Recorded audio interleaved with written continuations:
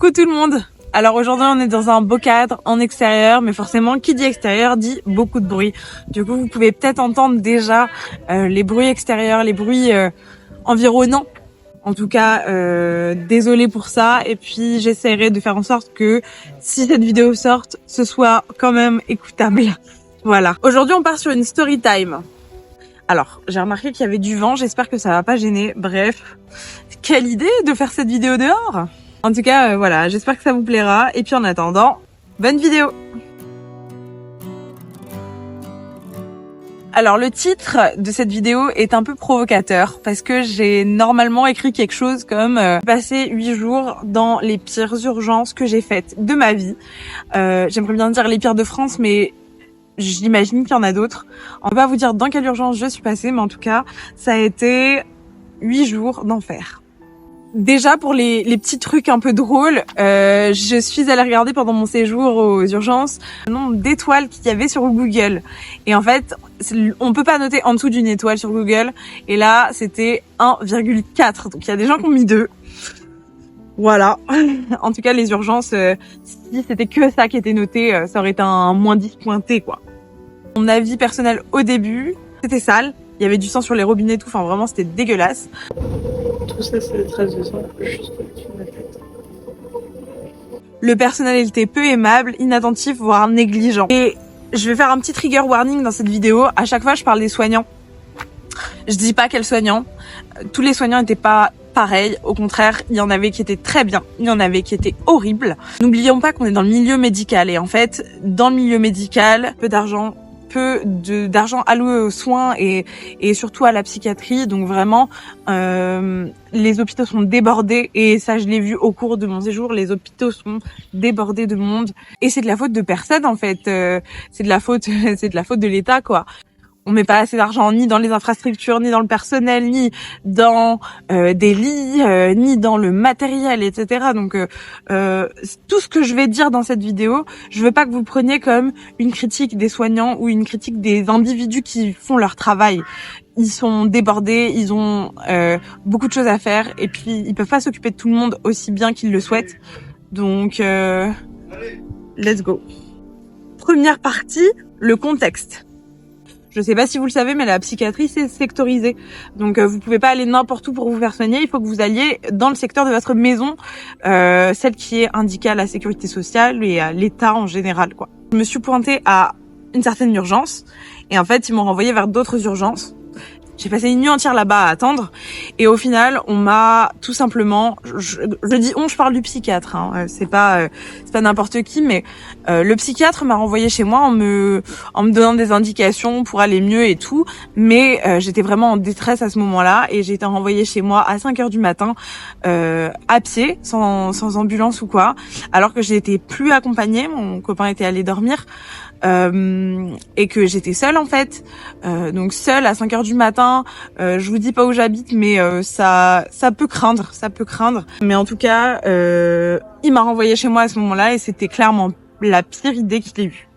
Le lendemain, à 14h du matin, je me réveille et en fait, je suis toujours dans un état piteux. Donc, je décide d'aller appeler mon ancien CMP, d'aller appeler le secteur, mon ancien secteur, d'appeler mon nouveau CMP qui m'envoie vers la psychiatrie de Léon et au final je tombe sur quelqu'un. Cette personne me dit quoi? Elle me dit bah écoute, tu devrais prendre ton si besoin qui est du tertian, je sais pas pour ceux qui connaissent le tertian.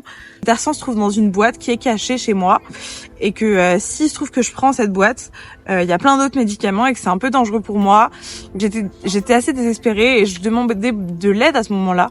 Cet infirmier malheureusement n'a pas entendu et m'a conseillé de prendre ce tertian malgré le fait que je lui ai dit un peu les risques qu'il y avait autour de ça.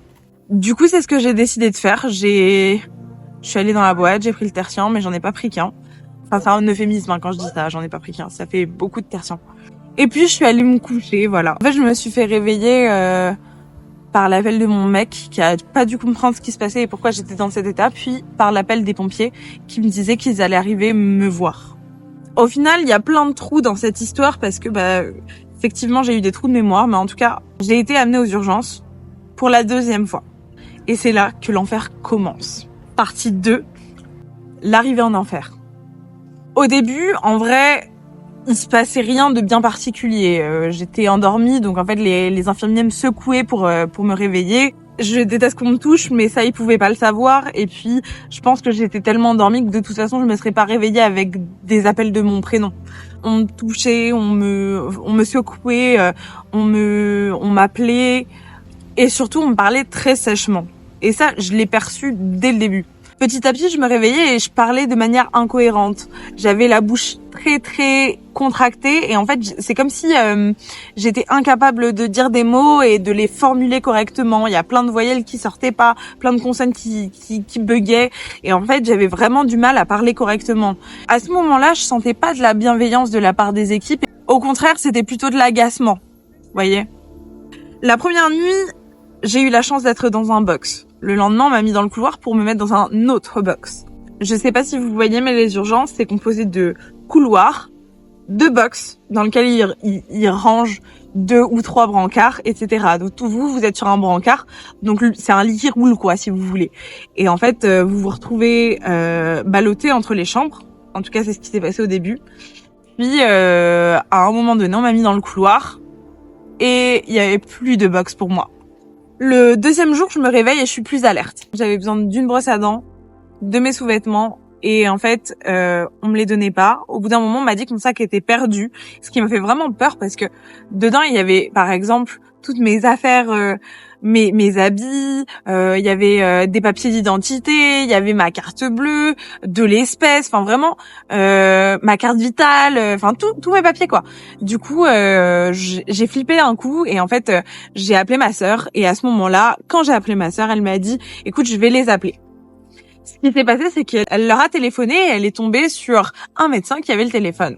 Un peu avant, j'avais vu le psychiatre et je lui avais dit que j'avais vraiment besoin de ses affaires. Et du coup, lorsqu'elle a téléphoné, le médecin lui a simplement dit « Le psychiatre est au courant, le psychiatre est au courant » en boucle. Et en fait, ma sœur, ça l'a beaucoup énervée et en plus, elle est vraiment nerveuse. Je sais pas si elle est plus nerveuse que moi. En tout cas, c'est une nervosité comme ça, quoi, latente dans la famille. Et en fait, elle s'est grave énervée. Donc bref, au bout d'un moment, elle a raccroché parce qu'elle en a eu trop marre. Et quelques temps après, je suis allée frapper à la porte du poste de soins et en fait, un médecin a ouvert, c'était pas le même. Mais du coup, il m'a dit, mais moi, je sais où elles sont, vos affaires. Voilà, elles sont pas perdues. Et là, il ouvre une salle de bain où se trouvaient toutes les affaires. J'ai pu enfin prendre ce qu'il me fallait. Oh, l'affaire, elle a été réglée en 5 minutes chrono. Alors qu'en fait, ça faisait toute la journée, genre vraiment toute la journée, plusieurs heures, que je demandais à ce qu'on me donne mes affaires. Mais non, indifférence totale et c'est pas le pire. Et ça, c'est vraiment très très soft par rapport à tout ce que j'ai vu ou que j'ai vécu après. Il va y aller crescendo dans cette vidéo parce que je vais vous dire d'abord les trucs simples qui me sont arrivés et qui étaient pas cool. Et en fait, petit à petit, on va plonger dans vraiment les trucs inhumains qui se sont passés, les trucs horribles, les trucs traumatiques. Et mine de rien, ça laisse des séquelles de rester autant de temps aux urgences. 3. Des conditions inhumaines. À la fin du 2e jour, avant la 3e nuit, mon brancard a été sorti du box pour être mis dans le couloir. En fait, vous allez vous dire, ouais, bah c'est un couloir, c'est rien de bien spécial, mais en fait, aux urgences, les couloirs, c'est très très très bruyant. Il y a énormément de passages et surtout, on entend tout. On entend tout. Donc ça veut dire que il y a une dame qui pleure de l'autre côté du couloir, on l'entend. Il y a quelqu'un qui hurle qu'il a envie de pisser, on l'entend. Il y a des infirmiers qui parlent sur les patients, on les entend. Enfin vraiment, on entend tout. À côté, dites-vous que si on entend tout, on voit tout aussi. On voit par exemple les personnes défigurées qui passent comme ça dans le couloir, mais quand je dis défiguré, c'est pas genre ouais la de bleu quoi. Non, c'est un truc bien plus grave. Il y a un mec qui s'était fait séquestrer par exemple pendant plusieurs jours et qui est arrivé à l'hôpital alors qu'il avait pas mangé depuis plusieurs jours, qu'il avait été séquestré, etc. Et c'était pour des histoires de drogue et pour le coup ce mec là il ressemblait plus à ce que t'as l'habitude de voir. C'est plus un humain qui a mal là, c'est un humain qui a vécu l'enfer en fait. C'est moins grave, mais on voit des personnes déshabillées, des personnes nues, des personnes qui portent des couches. En général, malheureusement, c'est des personnes âgées se retrouvent dans des situations vraiment humiliantes pour eux, en fait, tout simplement parce que ils sont incontinents ou alors qui ont l'incapacité de se lever à ce moment-là. Enfin bref, je vous raconterai des histoires, mais vous allez voir. En fait, à un moment donné, je me suis rendu compte que les soignants, les soignants, l'équipe soignante avait développé une technique, tout simplement pour ignorer les patients. Vous allez me dire oui, mais là t'abuses, c'est pas de l'ignorance, c'est parce qu'ils ont du travail à faire. Ouais, je suis totalement d'accord avec vous. C'est pour ça que je le répète ici, les soignants sont surchargés, ok. Mais imaginons que t'aies besoin de quelque chose. À ce moment-là, toi, tu vas voir le soignant et tu vas lui demander. En fait, ils ont pris l'habitude de vous traverser du regard. En fait, vous vous sentez vraiment ignoré. Genre, vous parlez à la personne et la personne vous fait. Et en fait, elle ne vous regarde absolument pas. Et ça, c'est un truc de fou. Et en fait, je me suis rendu compte de ça à partir, du deuxième, du troisième jour. Et je suis pas parano parce qu'en fait, il y a des personnes qui m'en ont parlé, en fait, de ce phénomène-là, qui m'ont dit, mais t'as pas l'impression que les infirmiers, ou les médecins, ou je sais pas quoi, ils nous regardent pas. Et si c'était le cas, ils nous regardaient pas, en fait. En plus, il y avait le fait que lorsqu'une personne insistait, les soignants étaient extrêmement froids avec. Lorsque tu demandes un truc une première fois, le personnel soignant t'ignore. Mais à partir du moment où tu demandes la deuxième ou la troisième fois, à ce moment-là, ça peut arriver qu'on te fasse des réponses extrêmement froides, voire qu'on te hurle dessus directement. Parce que c'est inadmissible qu'il y a d'autres urgences, que t'es pas le ou la seule, etc., etc. Et là, je parle pas forcément que de mon expérience, parce que moi, on me l'a fait à longueur de temps au début, mais il y a aussi des patients à qui on a refusé des choses atroces. Je suis tombée sur plusieurs situations où les soignants hurlaient sur certains patients. Sauf qu'on est à l'hôpital. Les patients, c'est des malades. Ça veut dire que c'est des personnes qui sont malades, qui ont besoin d'aide et qui ont besoin d'assistance. Et en fait, on se retrouvait dans des situations où on entendait le soignant hurler sur le patient. Et ça, c'est des trucs que j'aurais jamais imaginé voir dans ma vie, en fait. J'aurais jamais imaginé voir ça. Il faut bien comprendre qu'il y a une distinction qui se faisait entre les malades là-bas. Donc il y avait les maladies physiques. Donc par exemple, je me suis cassé la jambe, j'ai une rupture d'anévrisme, j'ai un arrêt cardiaque, tout ce que vous voulez en fait. Et à côté, il y avait autre chose, catégorie dont je faisais partie. Ils appelaient les psys, alias patients psychiatriques en fait. J'ai entendu toutes sortes de choses à propos des psys. Certains soignants affirmaient que on devait pas les prendre aux urgences et que c'était pas leur rôle de les prendre, mais c'est parce que probablement ils manquaient de formation pour ça. Et donc j'ai entendu plusieurs fois des soignants dire mais c'est pas à nous de nous en occuper, les psys on a qu'à les envoyer ailleurs, les psys n'ont rien à foutre aux urgences, etc. Comme si on n'était pas des urgences en fait, alors que pour le coup on avait des cas d'overdose, on avait des cas comme le mien de détresse mentale incroyable. Vous aviez des gens qui avaient pété des câbles dans différentes situations, il y avait des gens qui entendaient des voix, bref, c'était des urgences en fait. Ces personnes-là sont des urgences et c'est ça que j'aimerais dire, c'est que quand j'entends un soignant dire entre guillemets, ouvrez les guillemets, les psys on devrait pas les prendre aux urgences, moi ça me met hors de moi en fait. Je comprends pas ce genre de... Je comprends pas. En fait, j'arrive pas à comprendre comment on peut penser comme ça. En fait, il y a un moment donné où ils se sont retrouvés submergés par les cas psy et ils en avaient 15. Centaines de personnes qui attendaient aux urgences, donc 15 cas psy. C'est vrai, c'est beaucoup. Mais en fait, ils avaient pas la possibilité de faire autrement, tout simplement. J'ai vu des choses comme par exemple, j'ai vu un mec qui était contentionné. D'ailleurs, j'ai une vidéo où on l'entend parce qu'il m'a réveillée à un moment donné à genre 5h du matin et du coup, bref, je vous mets la vidéo ici.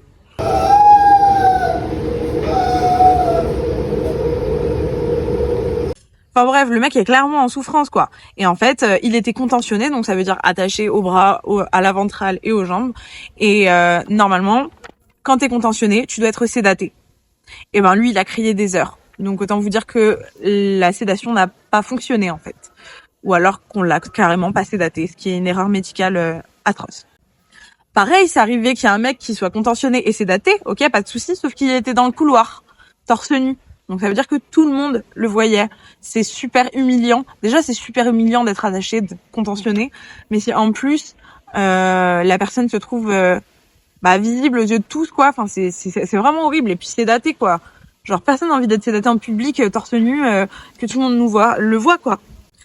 Pareil, un contentionné, il doit avoir sa chambre. En tout cas, je sais pas si c'est une loi, mais en tout cas, c'est un truc qui est commun. Et là, c'est arrivé qu'il y ait 2 contentionnés dans la même chambre. Et ça, c'est non seulement c'est pas bien, mais en plus c'est super dangereux quoi. Pour ce qui est de mon cas, en fait, il y a un moment donné où j'ai vu un psychiatre qui m'a dit que j'allais être envoyée à un hôpital psychiatrique, ok. Donc j'allais être transférée des urgences à l'hôpital psychiatrique. Et il m'a dit, en me regardant droit dans les yeux, ce soir, vous ne serez plus aux urgences et dès ce soir, ou peut-être demain matin, mais dès ce soir, vous serez en hôpital psychiatrique. Et moi, j'attendais que ça. Parce que franchement, passer ma vie aux urgences, c'est nul. Et vous savez quoi? J'ai attendu 8 jours. Après qu'il me l'ait dit, j'ai attendu genre 6 jours. Mais vous vous rendez compte, j'ai passé 6 jours de plus aux urgences. Enfin, je sais pas, les gens, ils passent aux urgences, ils attendent 13 heures, ils pètent des câbles. Moi, j'ai attendu 8 jours. Je vous ai fait le calcul des heures. Maintenant, on en est à la partie 4. Pourquoi? Je pense que les urgences m'ont laissé un trauma. Déjà, faut savoir un truc, c'est que des 8 jours que j'ai passés aux urgences, il y en a eu 5 où j'ai été dans le couloir. Donc comme je vous ai dit, le couloir, on voyait tout, on entendait tout. Moi, je me réveillais à 3h, 5h du matin. Je m'endormais super tard. En fait, je dormais quasiment pas pendant cette période-là parce que c'est extrêmement stressant de juste entendre du passage. Enfin, imaginez-vous dormir dans un couloir des urgences. Donc on entend toutes les machines, on entend les infirmiers qui crient, les patients qui crient de douleur, de peur. Enfin, c'est horrible. Donc moi, j'ai passé 5 jours dans le couloir, à dormir dans le couloir, à manger dans le couloir. Et à un moment donné, en fait, moi, à chaque fois qu'il se passait un truc un peu choquant, d'ailleurs, je vous dirai les trucs choquants juste après, mais à chaque fois que je voyais l'un de ces trucs choquants, j'envoyais un SMS à ma mère, ma sœur, mon père, mon copain, enfin vraiment tout le monde était au courant parce que je voulais pas garder ça pour moi. Et en fait, je me suis servi des SMS que j'écris pour écrire cette vidéo. Voici ma vidéo. Bref, j'avais plein de messages. À chaque fois qu'il se passait un truc, je le disais. Et en fait, il y a un jour où mes parents ont dit c'est trop en fait. Qu'ils ont fait, mes parents, c'est qu'ils ont appelé. Ils ont demandé à parler à un psychiatre et en fait, ils se sont retrouvés face au psychiatre, genre que j'appelle le mytho, celui qui me disait tout le temps que j'allais partir ce soir, vous voyez. Ce psychiatre, il a eu l'audace de venir dire à mes parents que j'avais pas passé 5 jours dans le couloir, que je n'en avais passé aucun parce qu'à chaque fois qu'il était venu me voir, j'étais dans une chambre. Vous vous rendez compte? Il a menti à mes parents, le mec. Il a menti éhontément sur ce que j'avais vécu, ce qui était un vécu très difficile. Et ben au final, il est allé dire à mes parents que non, j'avais dormi dans une chambre, dans un box, ce qui était totalement faux. Et en fait, moi, ça m'a mis hors de moi. Donc, bref, j'ai appelé, j'ai demandé à le voir et tout, et je lui ai hurlé dessus parce que je trouvais ça pas normal. C'était pas normal. C'était absolument pas normal ce qui s'était passé. Deuxième chose un peu étrange ou choquante qui s'est passée, c'est que chaque jour je voyais un psychiatre différent et chaque jour ce psychiatre me prescrivait un traitement. En général, il me prescrivait des trucs différents tous les jours. Il y en a un qui m'a prescrit des antidépresseurs alors que je suis bipolaire, donc clairement j'aurais pu. Il y en a un qui m'a prescrit du tertian, donc ceux avec quoi j'ai fait une overdose. Il y en a un qui m'a prescrit du Valium pour me coucher et en fait quand je lui ai dit que ça me bûchait, l'infirmier psy m'a répondu au moins vous dormez, vous m'a prescrit des antidép, des anxiosédatifs. Cependant, vous allez vous dire elle devait être shootée au médoc celle-là. Eh ben non, et vous savez pourquoi? La seule fois où on m'a donné mes médocs, il se trouve que c'était pendant une journée. On m'a donné mon traitement du matin, mon traitement du soir parce que je les ai demandés, mais le reste du temps et en fait, toutes les prescriptions passaient à la trappe. En fait, le truc, c'est que ces médicaments, ça aurait pu être une béquille qui m'aurait évité de voir ce que j'ai vu ou même de supporter tout ça. Et en fait, ça n'a jamais été le cas. Donc, j'ai tout vu et j'ai tout pris en pleine face. Ensuite, il y a une autre chose. Là, je vais aller de pire en pire. Donc, si vous pensiez que c'est pas grave qu'on vous donne pas votre traitement aux urgences, est-ce que vous trouvez que c'est grave si on brise le secret médical? C'est arrivé que par exemple des soignants brisent le secret médical en hurlant des informations personnelles sur les gens au beau milieu des couloirs. Donc par exemple, il y a une dame un jour qui est arrivée aux urgences et qui avait uriné sur le brancard des pompiers en arrivant en fait, et du coup cette femme était dans un box. Et en fait, à un moment donné, j'entends une soignante qui est genre au bout du couloir et qui hurle, vraiment, tout le monde l'a entendu. Ah madame, les pompiers, ils étaient dégoûtés que vous ayez sali tout leur brancard, ils ont dû nettoyer, ils étaient vraiment dégoûtés, vous avez pissé partout. Enfin, la dignité, la dame on la croise après en fait. Genre la dame on la croise, ça craint. Là on arrive aux trucs qui m'ont vraiment le plus choqué. Donc trigger warning. Ce que je vais vous dire là, c'est un peu le condensé du pire de ce que j'ai pu voir pendant mon expérience aux urgences. Si jamais vous êtes sensible ou si ça vous fait ou si vous aimez pas les choses genre qu'on parle de mort, qu'on parle de dignité humaine, etc., à ce moment-là, genre passer à la suite. Je vais vous mettre le timecode juste ici. Comme ça, ce sera écrit où vous pouvez savoir la suite. Donc je vais vous raconter comment j'ai eu une place, etc. Comment j'ai pu sortir de ce truc-là. Mais en attendant, pour les plus vaillants, les âmes les moins sensibles, c'est à Mosaki, on est parti. Il y a un jour où je me suis fait réveiller par une dame très âgée qui était dans le couloir, elle aussi. Et en fait, cette dame pleurait et en fait, elle expliquait que justement, on l'avait pas changée. En fait, cette dame, comment vous dire ? Elle était incontinente, je pense, et surtout, elle était tachée de sang. Et elle avait du sang, vraiment du sang séché et du sang coulant d'ailleurs un peu partout. Enfin bref, c'était pas beau à voir quoi. Elle avait besoin d'être nettoyée. Donc elle avait du sang et des urines sur son brancard. Cette dame, elle avait vraiment besoin d'aide et clairement, elle nous le disait. Moi, je suis allée voir un infirmier pour lui dire et en fait, il a dit oui, on le sait déjà, on va la changer quand l'équipe de jour arrivera. Donc en fait, l'équipe de jour est arrivée et ils l'ont toujours pas changée. Puis après, ça a continué. Après, ils ont dit qu'ils prendraient les constantes de tous les patients, puis qu'ils feraient le petit déjeuner, puis qu'après, ils changeraient la dame. Sauf qu'après, il y avait les transmissions. Donc pendant 1 heure, pas une demi-heure, pas 20 minutes, 1 heure, et ils parlaient de tous les patients et tout. Du coup, ils avaient pas le temps de s'occuper de la pauvre dame. Et la pauvre dame, elle pleurait, elle se sentait pas bien et tout.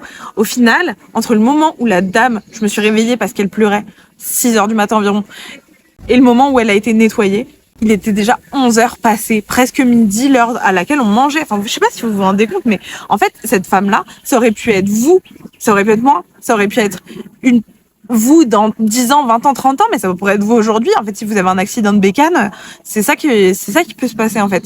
Et, ça pourrait être votre grand-mère, ça pourrait être votre mère. Enfin, je veux dire, je sais pas, un minimum de dignité, quoi. Enfin, je vais vous raconter les 2 histoires les plus trigger warning, décès, tout ce que vous voulez. Enfin, et ça, c'est les histoires qui m'ont le plus choquée.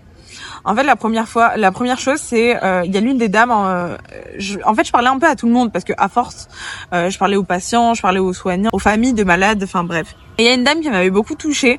En fait, sa maman, elle était malade du cœur et c'était très compliqué pour sa maman. Enfin bref. En gros, ce qui s'est passé, c'est que elle m'a dit là on va à la morgue et en fait ça m'a pris 2 secondes pour comprendre. Elle a avancé dans le couloir et là elle était suivie par un brancardier qui tenait le brancard où se trouvait sa maman, mais sa maman n'était plus en fait. Enfin, je veux dire dans le sens où c'était un cadavre. Enfin, je sais pas comment te dire autrement, c'était un cadavre. Moi j'ai jamais vu ça de ma vie. Enfin. Et j'ai été choquée, genre vraiment voir cette dame que j'avais vue vivante décédée quelques heures plus tard, vraiment j'étais choquée. Et comment vous dire que le cadavre n'était pas couvert sur le visage, le cadavre n'était pas couvert d'un drap, le cadavre était visible aux yeux de tous dans un brancard comme celui dans lequel je dormais en fait. Donc voilà, très difficile. Avant de conclure, je voulais vous raconter la dernière histoire, la pire, celle qui m'a le plus choquée. Donc vraiment, âme sensible, c'est abstenir, genre vraiment, j'arrête pas de le répéter, mais là, vraiment, c'est le moment où il faut genre arrêter si t'es une âme sensible. C'était dans les premiers jours. Il y a une dame dans les premiers jours qui se trouvait dans un box avec sa voisine. Ok.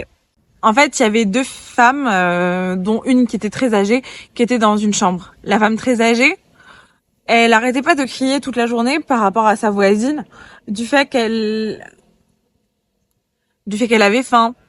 S'il vous plaît, ma voisine a besoin d'aide, elle respire pas bien, elle a faim, etc., etc. En fait, elle appelait tout le temps pour sa voisine. Et en fait, les infirmières étaient pas de juste, genre, l'envoyer chier, lui dire, oh madame, il y a d'autres urgences, on n'a pas le temps, et tout. Et en fait, il se trouve que le lendemain matin, dans les alentours de 10 heures, la dame, est décédée. Voilà. Je suis pas en train de dire que c'est à cause des négligences des soignants qu'elle est décédée, mais en tout cas, elle était plus vivante le lendemain. Il y a une personne qui est derrière la caméra actuellement qui a vu le massage cardiaque. Enfin vraiment, le truc était horrible quoi. Elle a pas été prise au sérieux. La vieille dame qui est avec elle qui a appelé à l'aide, qui a appelé au secours pendant longtemps et voilà, elle a pas été écoutée. Ok, maintenant qu'on a dit un peu les trucs ardos qui se sont passés, on va plutôt parler de ce qui m'est arrivé à moi. En gros, tous les jours, on me disait qu'il y avait de l'attente pour l'hôpital psychiatrique où j'étais censée être envoyée. Et en fait, ce qui s'est passé, c'est que il y a des médecins qui ont promis des choses qui pouvaient pas tenir. En attendant, il y a 2 fois où on m'a clairement proposé de retourner chez moi, ce qui aurait été un danger réel pour ma santé, pour ma vie en fait. Et je trouve que cette proposition, elle est malvenue parce qu'en fait, on vient pas proposer à un patient psychiatrique de rentrer chez lui si ce patient psychiatrique a des risques de faire des conneries à l'extérieur. Donc ça, c'est super dangereux et en fait, j'en veux aux médecins qui m'ont proposé de rentrer chez moi et j'ai trouvé ça vraiment pas normal. Il y a quelqu'un qui m'a dit que le cadre raisonnable maximum dans lequel on était censé rester aux urgences, c'était 72 heures. Donc pas plus de 72 heures aux urgences. Après 72 heures, faut nous transférer dans un autre service. J'ai beaucoup été aidée par mes parents, par ma sœur et par mon copain qui appelait sans cesse l'hôpital pour demander à ce que ça avance. Et en fait, je me dis que si ils avaient pas été là, potentiellement, je serais encore là-bas. Et ça me fait vraiment flipper pour certains patients qui auraient peut-être pas cet entourage. Et pour qui ça aurait pu être beaucoup plus difficile parce qu'ils auraient pas eu d'épaule sur lesquelles s'appuyer, qu'ils auraient peut-être accepté qu'on les fasse sortir, qu'ils auraient peut-être accepté plus de choses que moi. Et ça me rend vraiment triste parce que ça veut dire qu'il y a des situations extrêmes dans lesquelles se retrouvent des patients psychiatriques dans l'hôpital public qui est pas du tout adapté et surtout dans les urgences qui sont pas du tout adaptées aux patients psy. En fait, au bout du 5e voire du 6e jour, les infirmiers, je les connaissais. Enfin, à force, je les reconnaissais tous. Donc, ils me disaient genre sans cesse, ouais, qu'est-ce que tu fous là, pourquoi t'es encore là, comment ça se fait que t'as pas bougé, qu'est-ce que t'attends, etc., etc., etc. Et du coup, en fait, les infirmiers se sont mis à se passer le mot, comme quoi, bah, j'étais là depuis trop longtemps. Et pareil, les psychiatres que j'avais vus au tout début, qui me revoyaient encore quelques jours plus tard et qui disaient, ah bah, on va faire notre maximum pour que ça avance et tout. Mais ça a fait que, au final, dans l'hôpital, je connaissais les infirmiers du service, je connaissais même des ambulanciers qui venaient et tout. Enfin, bref, truc de fou. Et sans cesse, tout le monde me disait, ouais, qu'est-ce que tu fous encore là? Et du coup, il y a un moment donné où il y a l'un des infirmiers qui est carrément allé voir son cadre pour lui dire que la situation était pas normale et que j'étais pas censée rester aussi longtemps aux urgences. Pareil, ce jour-là, j'en avais parlé au psychiatre qui en a parlé au cadre. Des psychiatres. Enfin, je sais pas trop comment ça se passe, mais en tout cas, tous les cadres étaient au courant. Ça, c'est sûr et ça à 100%. Tous les cadres étaient au courant et du coup, c'est pour ça qu'ils ont fait une réunion avec en présence donc des psychiatres, des cadres et aussi de l'établissement dans lequel je suis pour me trouver une place en urgence. Et au final, j'ai réussi à avoir une place. Donc, franchement, j'en suis trop contente parce que un vrai bon lieu de soins. On m'a écoutée et je sais pas si vous avez regardé mes anciennes vidéos, mais j'étais en attente de changer de traitement. Et ici, on a enfin changé mon traitement. Donc maintenant, je suis sous lithium. Ça, c'est trop cool. C'est un traitement que j'attendais depuis vraiment très longtemps. Si t'as pas trop capté de quoi je parlais, n'hésite pas à aller regarder les vidéos précédentes. J'y parle de psychiatrie, de mes expériences en psychiatrie, etc. Donc vraiment, voilà. Vous le voyez, je suis dans un lieu qui est calme, qui est reposant. Je suis avec des personnes qui sont très cool. Derrière la caméra, il y en a une, c'est super sympa. Je suis avec surtout une psychiatre qui m'écoute et qui écoute ce que j'ai à dire. Et puis je suis dans une chambre très bien, donc vraiment tout va bien. En tout cas, je vous parlerai un peu de mon hospi, peut-être dans une prochaine vidéo, peut-être que je parlerai d'autres choses. En tout cas, merci d'avoir suivi celle-là. Et puis, je vous fais de gros bisous. Tchuss!